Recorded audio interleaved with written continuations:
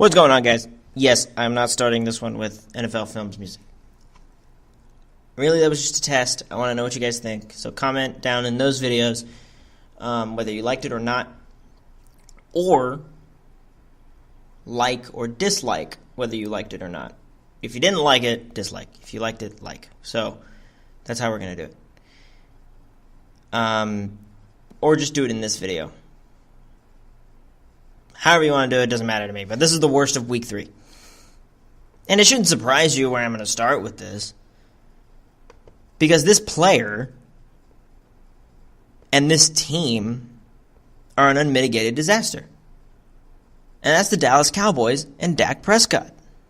They were horrid. I shouldn't say they were. Dak was horrid. Dak's horrible. And I don't know why you keep thinking he's this future of your franchise. He's a bad player. He's a bad player. Like, who thought he was good? Who? Who thought Dak was the future of this franchise? Because the fact of the matter is, he's not. He's one of the worst quarterbacks in the league right now. And I can sit here and talk to you about how bad he is. He's horrid. In fact, we're going to get to the picks here in a little bit, and you shouldn't be surprised to how bad he is. First of all, do I have to go over his stat line this year? Do I have to? Because I'm pretty sure out of all the quarterbacks, he has the least amount of yards passed. Or yards. He does. Unless you're going to talk about Carson Wentz, who's a way better player. Only Cowboys fans don't want to sit here and admit that he's not elite. Let's be real. Let's be honest. Brutally honest. I'm going to look through for a second because I think if you look at it, Dak has, out of all the starting quarterbacks, unless your name is Blaine Gabbert, has the least amount of passing yards in the league. Since the beginning of the season. You know what? I'm going to say. He has the least amount of yards since the beginning of the season. Blaine Gabbert started 2 games, and then he got knocked out of the last one. Okay, other than Sam Bradford. Dak's bad. He's 400. He is less than 500 yards passing. And you want me to sit here and say he's the future of the franchise? Hell no. He's not better than Deshaun Watson, and I don't think Deshaun Watson's that good. He's not better than Patrick Mahomes. He's not better than Jared Goff. He's not better than Carson Wentz. He's not better than Marcus Mariota. So go away. He's the second best quarterback behind Tom Brady. No. You should be fired for saying that comment. The clip I played at the beginning of the show was the play where Earl Thomas picks him off and then bows to the sideline, which I'm pretty sure referred to the fact that they didn't go and trade for him when he asked them to. But I feel like it was more of, thank you for having one of the worst quarterbacks in the game so that I could pad my stats with the team that I don't even care about being with. Then I'm telling you, this guy's not worth the money. And if you guys are going to go pay him, you're due for years of ineptitude. Because Dak Prescott's not going to get you over the hump. The other worst part of this week were injuries, because the injuries ruined the week for some teams. The Bengals would have swamped the Panthers if A.J. Green played. If A.J. Green was there in the second half of that game, the Bengals win that game 35-28. Tell me I'm wrong. Bengals had the momentum in the second half. The Panthers couldn't do anything. They scored 1 touchdown and a field goal. but the Bengals were going up and down the field on them, and if it weren't for stupid penalties, Bengals would have won the game. And I hate playing the if game, but it's true. The injury to Jimmy Garoppolo ruins the 49ers' season, but it helps the Seahawks because now they're no longer the worst team in that division. They're no longer the third worst team in that division, I should say. Third best team.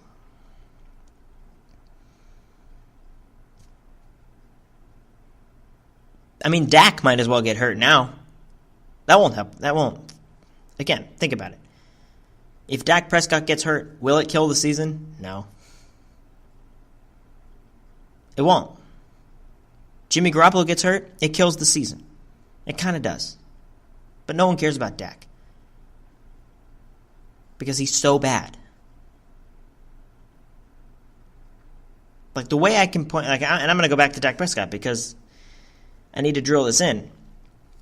Have you ever watched this, like, a really good movie? And you love this movie. Like, I can't think of one right now. But have you ever seen that movie that you just love in the theater, but there's always that one character that bugs the crap out of you? And you just want him to die, and he's the only one that lives at the end? Because he's like I'm going to fix this. He's the worst character in the movie, and you hate him so much. But he just lingers, and he never leaves. That's Dak Prescott. He's so bad that you just want to watch all the other games, but because he has the star on his helmet, they want to shove him down your throat because he's on the Cowboys. Like, I'm sorry, I'm not here to watch the worst quarterback in the game right now. I want to watch Tom Brady. I want to watch Aaron Rodgers. I don't want to watch this guy. I don't want to watch him. That'd be like if I hired Chris Pratt and Chris Pine. Let's just say I hired both of those guys to be the stars of the movie, but then I forced them to be with some television star on set, and they're sitting there like, just imagine how Elliott feels. Elliott's the best player on the Cowboys, but he's undermined by a bad player. I'm done on the Cowboys now. I promise. I'm done with the Cowboys. Yeah, so the injuries did kill it, but let's go with the 0-2 teams. 0-2 teams. They're brutal. Brutal. Oh, by the way, more breaking news. Rashard Matthews was just released by the Titans after demanding it. But let's move on. Again, that's kind of a stupid situation. There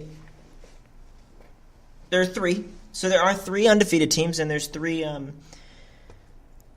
winless teams right now. One of them should not surprise you based off their stupidity. And one of them just because they don't have the roster. So I'll start with the one that doesn't have the roster. It's the Arizona Cardinals. I thought the Cardinals were going to be bad, but I also thought they're going to get David Johnson back. They can't be that bad. Boy, was I wrong about that one. I was wrong about that one. 0-3, and they've looked horrid. They had the lead against Chicago and couldn't hold it. I'm telling you, man. Cardinals need some work. They got some talented players. David Johnson, Chandler Jones. They got some studs. But they're just not that good. And that's the problem. 0-3 team. Arizona Cardinals. Another 0-3 team that should not surprise you is the Oakland Raiders.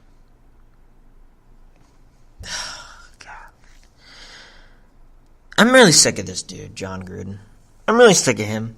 And I'll be honest with you, if you're a Raider fan watching this show, I pity you. I really do. I'm a Bengals fan, and I've been stuck with Marvin Lewis for years. You just got John Gruden back, and he got rid of your best player. Like, I don't know. What if the Bengals hired an old coach of theirs and he traded A.J. Green? I don't know what I would do. That's how bad that would be. Imagine if, think of an old Eric Mangini went back to the Patriots, but was actually the head coach and traded Tom Brady.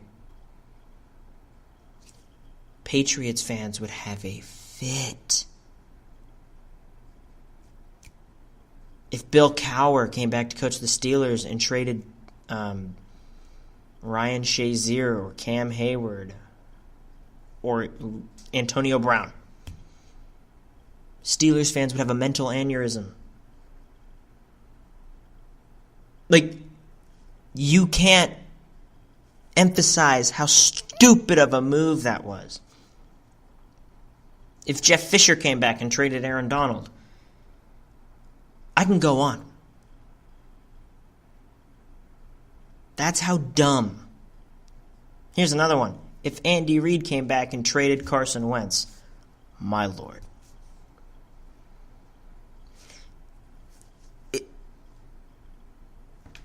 The Raiders deserve to be 0-3. I'll be honest with you. They deserve to be 0-3. But they're in every game. And they find ways to lose. And I'm sick and tired of we just need a better pass rush. You traded away the best pass rusher in the game. Don't tell me you need a better pass rush.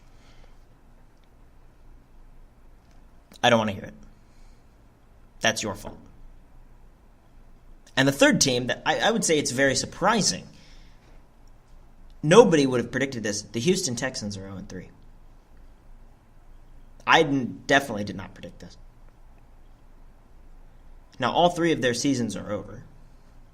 That's a fact. All three of them are over. The problem I have, though, is Deshaun Watson has looked bad. He's looked really bad.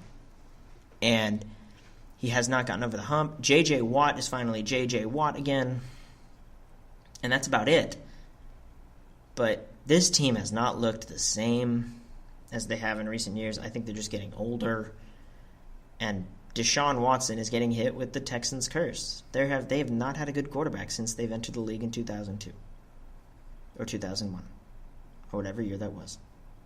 They have not had the team. And I feel bad for Texans fans because they're stuck with this. And it's a bummer. Their coach needs to be fired because he can't get them over the hump. I thought they had the team to beat Tom Brady and the Patriots. I thought they had that team. And then they go week 2 and lay an egg against the Titans. And then they definitely they didn't show up against the Giants. This is just a shame. 0-3. They have so much talent and they're wasting it because they're not that good. As a team. That's what I mean. They're not that good as a team, but they have a lot of talent individually. I don't get it. I will never understand it. But this is a problem, and the Houston Texans need to work on it in order to become a contender in the future. All right. That is the end of the Week 3 recap. In the next segment, we are going to go over my predictions and preview the games coming up in Week 4. Starting off with the first one tonight, the Minnesota Vikings at the Los Angeles Rams. Stay tuned.